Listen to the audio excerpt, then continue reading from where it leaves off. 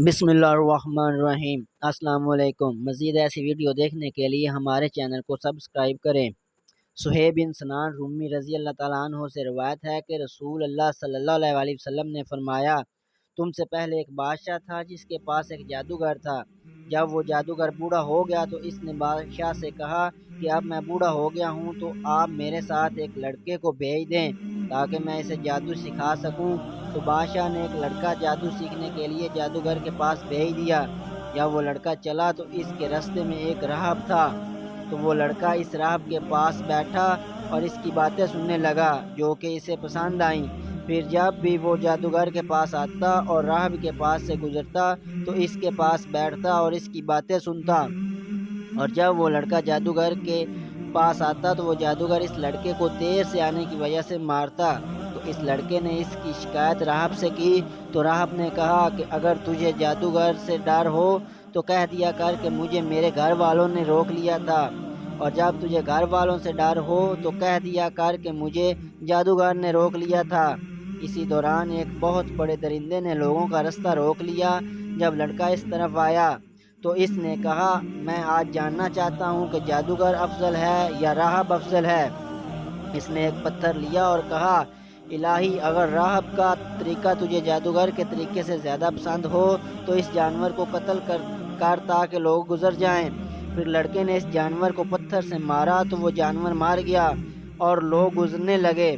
फिर वो लड़का राहब के पास आया, इससे ये हाल कहा तो वो बोला कि बेटा, तू मुझसे बढ़ गया है। यकीनन तेरा रुतबा यहाँ तक पहुँचा जो मैं देखता हूँ, और तू अनकरीब आजमाया जाएगा। और फिर अगर तू आजमाया जाए तो मेरा नाम ना बतलाना। और वो लड़का मादरजाद, अंधे और कूड़ी को सही कर देता था, बल्कि हर एक बीमारी का इलाज भी कर देता था। बादशाह का एक अहम हमनशीन अंधा हो गया। इसने लड़के के बारे में सुना तो वो बहुत से तोहफे लेकर इसके पास आया और इससे कहा कि अगर तुम मुझे शिफा दे दो तो ये सारे तोहफे जो मैं यहाँ लेकर आया हूँ वो सारे तुम्हारे लिए हो जाएंगे। इस लड़के ने कहा कि मैं तो किसी को शिफा नहीं दे सकता, शिफा तो अल्लाह देता है। अगर तुम अल्लाह पर ईमान ले आओ तो मैं अल्लाह से दुआ करूँगा कि वो तुझे शिफा दे दे। फिर वो शख्स अल्लाह पर ईमान ले आया तो अल्लाह ने इसे शिफा अता फरमा दी। फिर वो आदमी बादशाह के पास आया और इसके पास बैठ गया जिस तरह वो पहले बैठा करता था।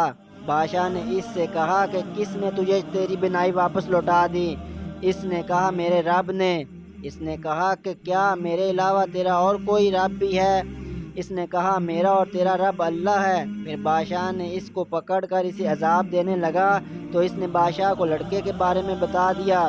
चुनांचे इस लड़के को लाया गया तो बादशाह ने इस लड़के से कहा कि ऐ बेटे, क्या तेरा जादू इस हद तक पहुंच गया है कि तू मादरजाद, अंधे और कूड़ी को भी सही करने लग गया है और ऐसे ऐसे करता है? लड़के ने कहा, मैं तो किसी को शिफा नहीं देता, बल्कि शिफा तो अल्लाह ताला देता है। बादशाह ने इसको पकड़ा और मारता रहा यहाँ तक कि इसने राबर का नाम बताया। राबर पकड़ा गया। इससे कहा गया कि अपने दीन से फिर जा।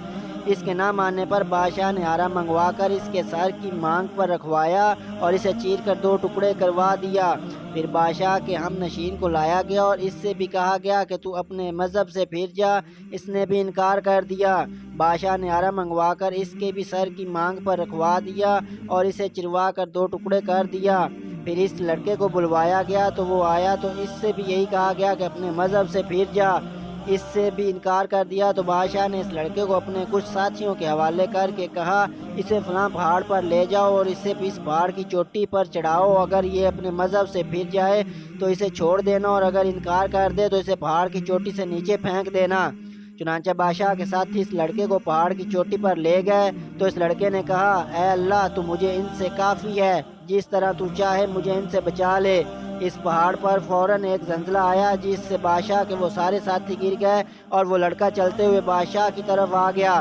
बादशाह ने इस लड़के से पूछा कि तेरे साथियों का क्या हुआ? लड़के ने कहा, अल्लाह पाक ने मुझे इनसे बचा लिया। फिर बादशाह ने इसको अपने चंद साथियों के हवाले किया और कहा कि इसको एक छोटी कश्ती में दरिया के अंदर ले जाओ। अगर ये अपने मज़हब से फिर जाए तो खैर, वरना इसको दरिया में धकेल देना।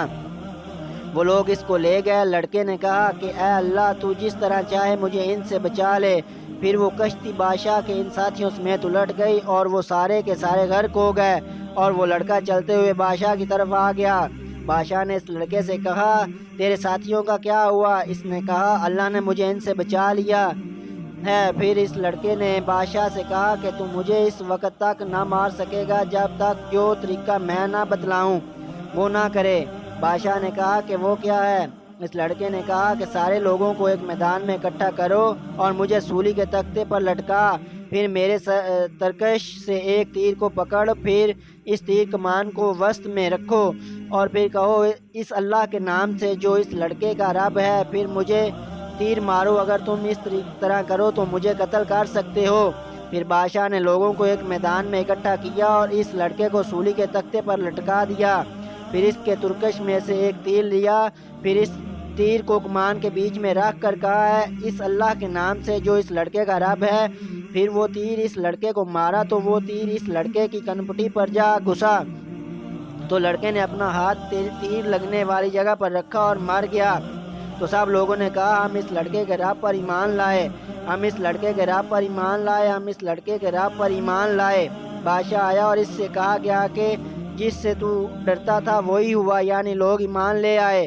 بادشاہ نے گلیوں کے دہانوں پر خندق کھدوانے کا حکم دیا، پھر خندق کھودی گئی اور ان خندقوں میں آگ جلا دی گئی۔